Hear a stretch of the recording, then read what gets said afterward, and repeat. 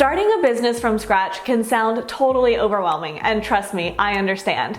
I've started several businesses and I want to share with you guys exactly how I did it.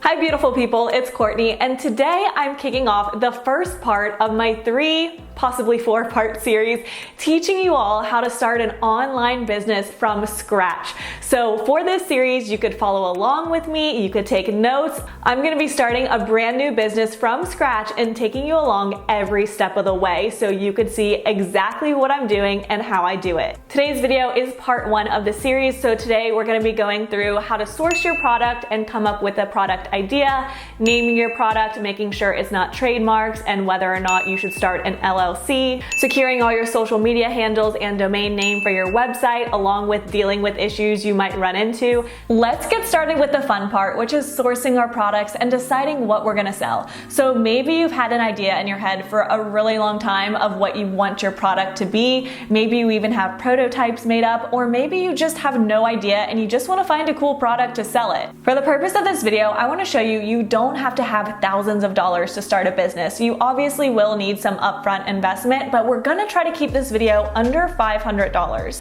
And I'll also be giving you some options along the way so you could see some ways to spend less money, or maybe you wanna spend more monies in certain aspects, so I wanna touch on those as well. So how can you get your product made? You may try to find a local wholesaler in your area, and the problem with this is 1, depending on where you live, you might not have a lot of options. 2, it's likely more expensive, but then a benefit to this is that you're able to go there in person, touch and feel everything, and see their factory. But what I like to do is use the internet to my help and find wholesalers online, which is so easy in today's world. My favorite place to always source products from is Alibaba.com, and why I like them so much is they have a broad range of categories, and you could find just about every product you could think of. And they have hundreds of thousands of suppliers, so I've used them several times in the past, but I'm actually teaming up with them for today's video, so a huge thank you to Alibaba.com for sponsoring today's video. But this is something I have used for the past several years and would highly recommend, so I was super excited to team up with them.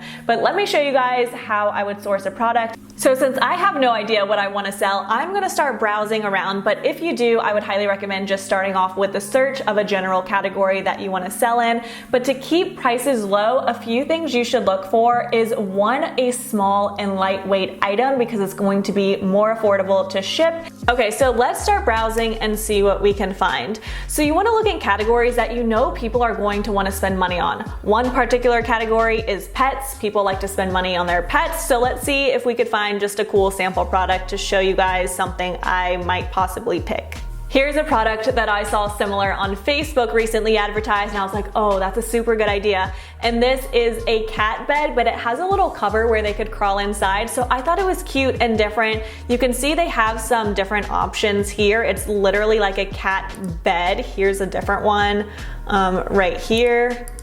So if it's a very cute, catchy product like this is definitely something that would do well, like on Facebook advertising. You can make a cute little video about it and then advertise your products that way, and you can target it towards cat lovers, and I just think this is really cute. And how Alibaba.com works is they have different suppliers, so there's going to be a different supplier for every product. So you can see here, this is the supplier, and if you click on them, it'll actually take you to their storefront, so you could see pictures of their actual factory. So you could buy a product just like this straight off the bat, and the only thing you have to worry about is the MOQ, which is the minimum order quantity. So for this one, okay, so this one has a 10-piece minimum order, which is why an average consumer isn't gonna go on there just to purchase one, because you have to purchase multiple. And to do something like a prototype, you would reach out to the supplier and ask them if this is something they have. A lot of times they'll send you samples of their different fabrics, different materials,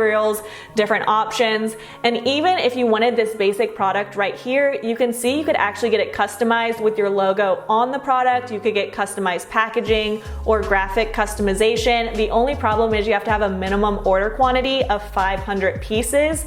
And this quantity is going to vary for every single individual seller. So that's one example of a product. Let's find something else. This product would have been a great idea if COVID was just starting and you could have got into this early enough, but it's one one of those keychain door pullers that are like hygienic. You know, you hook it around the door so you don't have to touch it. And when you contact them, you essentially want to tell them how many pieces you want to do for a trial run and what's their best price you could offer. Explain to them you're pricing out different suppliers, and also give them your address so they could calculate the shipping cost and you could get a total for your entire order. So that's what I like to do. I would recommend reaching out to 3. With 3, you could get a good idea of the price it's going to cost and which one's going to work best for you. Again, if you want to customize different things, just ask them. If you have your own prototype, ask them if they could help you. Now, when you're finding your supplier, something you also want to do is check their response time, check their transactions.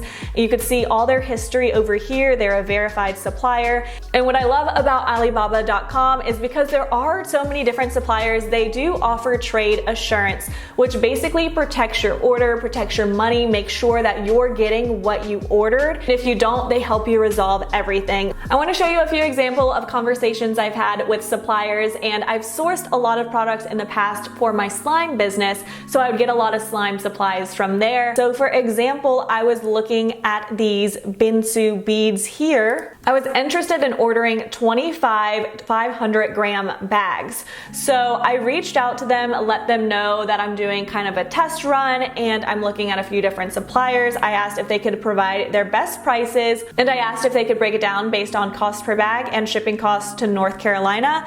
And they said, hi, last price for 25 bags is $5.50 per bag and shipping cost is $1.53, and that's for all the bags. The bags, I mean, it would be a huge box, so that's a pretty good shipping price. I sent another supplier the exact same message. They came back with $6 per bag and the shipping cost $201. So you could see they were more expensive than the first one. Now, say I liked the one that was more expensive more, I would try to barter with them saying, hey, this supplier is doing it at this price. Can you match this, or do you provide different options so we can get to this price point? Okay, I am excited. I found the product that I want to do for this video. It's actually not one product, it's a variety of different SKUs, but they all kind of go together to form the business that I want to make. I spent about $200 for my first round in inventories. I am very excited with what I found, and it just fits me really well, I think, and it gives me some old school Courtney vibes if you've been around for a while on this channel. So I'm very excited. I'm going to share with you guys my product in the next video. I will give you some sneak peeks in this video. And this is really no different than what a lot of actual stores and boutiques do. They essentially don't create products themselves. They source products and curate different collections to sell them to the end user. So that's kind of along the lines of what we're doing here. And we're also going to be selling them ourselves versus drop shipping, which I'm sure you've heard a lot about on YouTube and other social media platforms. So we could do a drop shipping video series in the future and see how that works. But for this, we're actually creating our own business. We're going to be doing our own packaging, putting it together, doing all our own marketing stuff, and really putting together a business. Next, we have to come up with a name, and I'll be the absolute first one to admit that I am terrible with naming things. But today, it just kind of hit me that I like this name and this is what I want to do. It was a very short, very simple name, and once you see the product in the next video, I think you'll get it. The name I came up with was Sleeked, so S-L-E-E-K with E-D on the end. But the first thing I want to do now that I like that name is actually see and make sure that it's not trademarked and that I could still find the domain name for it and social media handles for it. So a good resource for this is the United States Patent and Trademark Office. They have a TESS search, and I am going to put the word sleeked. So the absolutely only thing that came up was So Sleeked extension. So different name, different word. So looks like we're gonna be good on that. So you don't actually have to register your business name as a trademark right off the bat if you don't want to. Just actually putting the name out there and using it when no one else is does give you some trademark rights. But again, if you want to, this is another step you could take, and it's something you could do online. Okay, now we need the rest of the supplies that we're going to need for our business besides just the products. So some things that I'm going to need to order are business cards or little like thank you cards that I want to include into the package. So I'll show you how to design those. We're gonna wait on those till we have the actual logo, so we're gonna do that in the next video. But we also need packaging and figuring out how I want to package each item, and also any shipping labels, printing labels, anything of that nature. I'm not gonna start off with customized boxes. They are a little more pricey and they do look nice, but I found some really great ideas on Pinterest that I really like that I wanted to share with you. And I think having a small business, having really cute packaging definitely does make a difference. And I really like something like this. I think I'm gonna design a sticker that I could print out that's gonna be about this size and seal the box like that. I like the craft colored box. So here's another example. I really like this. I want like a cute saying on the sticker that's gonna seal the box. So that's cute. So you can get very creative with your stickers. Like I absolutely love these. They're like clear, really cute. Okay, for my stickers, I love the Avery stickers. I use these in my slime business and I use these clear round ones a lot. They print really well. A key is when you're using your printer, you want to make sure the setting is on label versus a regular print because it uses a different heat temperature and makes them not smear. One website that I love for shipping supplies and office supplies is Uline. They have incredibly fast shipping and they have so many options. So I don't know, let's see. Okay, so I found these and I think this is the best price I'm gonna find for 73 cents each. These are 6x6x2, pack of 50, so I'm going to grab those. And then I'm also gonna get some of this craft crinkle paper. Crinkle paper is actually pretty expensive. For 2 pounds, it's $19, so I'm gonna get that. But I'm also gonna show you guys later on in the series how you could make this yourself. So we're gonna see if the time's worth the money or not. But to get started, we're gonna get that. And I decided with the labels, I'm gonna try to use the ones I have. So I'm just gonna buy the mailing boxes and the crinkle paper, and that comes up to $55. If you're not quite sure where you wanna build your website yet, you could go to GoDaddy.com and just buy your domain name right off the bat. I have used Shopify in the past, so I have a lot of experience with it. I have been wanting to try Wix because I really like the way their websites look.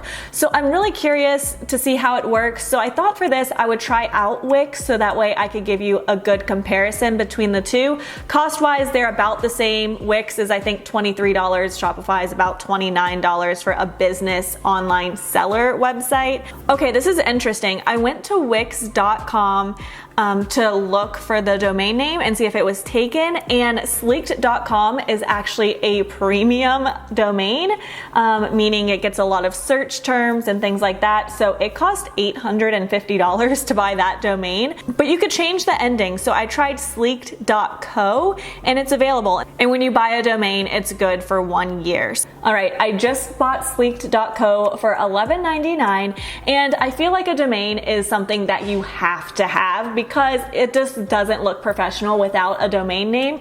If you didn't do a domain name, you would have something like sleeked.wordpress.com, sleeked.shopify.com, sleeked.wix.com. So it just doesn't look professional whatsoever. And once you buy a domain name, what's great is you could actually set up email accounts that look very professional. So you could set up something that says hello@sleeked.co versus having an email address that says like sleekedco@yahoo.com. Not that professional. So when you buy a domain name, you get access to all that as well. There's some versions that are free and some that are not. So it's just nice when you have a customer service email that it looks professional. Since I did buy the domain from GoDaddy and not Wix directly, I will have to sync them together. So GoDaddy, as soon as you buy it, it gives you the option to connect to all those different websites, Wix, Shopify, wherever you're hosting on. And it gives you the step-by-step instructions. So I'm not gonna go through that. You just follow it. It is pretty simple to do, and it just links the two together. Last but not least, I'm gonna try to secure all the social medias for that. So by the time this video goes up, hopefully nobody takes it. So I tried just plain Sleeked on Instagram and that was taken. Now, since my website is .co, I'm gonna try Sleeked.co and see if that is available. it's available. So that's great. So we're gonna use Sleeked Co on Instagram. And a lot of times you will run into somebody having the username you want, and you could actually look at a lot of businesses already out there that have great alternatives for this. So you could always put your name. So for us, we could do Sleeked Official. If you look at Toby.com, the clothing website, they have Shop Toby instead of just Toby for their Instagram handle. I did want to do Pinterest for this as well, so I'm going to go ahead and make an account for that. And then the only other platform I'm going to worry about right now is TikTok, because the TikTok small business game is real, and I'm really hoping to use that to our advantage for this video. And to keep with consistency, since I already did Sleeked Co on Instagram, I'm also just gonna do Sleeked Co on TikTok, just because it's easier to have the same name across the board. And the last part of this video, let's talk a little bit about the legalities. So please keep in mind, I am not a legal expert. Definitely you might want to consult one if you're unsure or don't know which route to take. And I feel like this is often the step that will hold people up the most, because there seems like there might be a lot of paperwork or just uncertainty when it comes to this, or it just sounds very expensive, which it absolutely doesn't have to be. So we're going to keep this very simple for the sake of this video. I am the only owner and employee of this business that I'm starting as of now. So I'm a sole proprietor. Now, it is completely legal to start your business as a sole proprietor and stay that way. However, you're actually increasing your risk, because if you do get sued, they can actually come after your personal assets. Now, it goes without saying certain businesses are going to be more risky and more at risk to be sued than others, depending on your products. Something you're going to want to do with your sole proprietorship is form a DBA, which is a doing business as, because likely your business name isn't your own name. So our business name for this video is Sleeked, and I would basically file a DBA, which can run anywhere from $10 to $100. It's extremely affordable. You go to your state's website, but what this is going to allow you is basically, this is saying me, Courtney Wall, is doing business as Sleek. So when you file taxes, there's no issue. You just file this on your personal taxes. And also, if you want to open a business checking or savings account, you can do this, and all you need is a DBA. Now, the other option that most people choose to do is to form an LLC. And this is another thing that's extremely easy to do. It's just a little more costly than setting up a DBA, but it's not much at all. For example, in my state, it's about $125 to initially file. The only downside is you do have to pay like a $200 fee every year for an LLC versus the DBA, which is just a one-time fee. But an LLC, which is a limited liability company, is going to protect all your personal assets. So if someone sues you, they're just going to be suing your business and all your business assets, nothing related to your personal assets. Now, as your business grows and possibly you start hiring on people, or you make a lot of money and want different tax breaks, there's a lot of different options, and you could form an S Corp, a C Corp. You're definitely going to want to talk to an accountant to see what works best for you. But I would say don't let that throw you off from the start. It's definitely not something you have to do right from the get-go. You could always change it down the road, but you just want to get your company off the ground and running. So I would choose one of those two options if it's me, and that's what we're gonna do for this video. All right, so that's gonna be it for episode 1. I know we're just kind of starting here, and this wasn't exactly all the fun stuff, but episode 2, we're going to get our logo design and website started. We're going to reveal what my product actually is, and I'm also gonna take some product photos and show you how to do that very easily from home. I hope you found today's video helpful. Let me know if you're deciding to start your own business in the comments down below, and I'll see you next Saturday for part 2. Bye.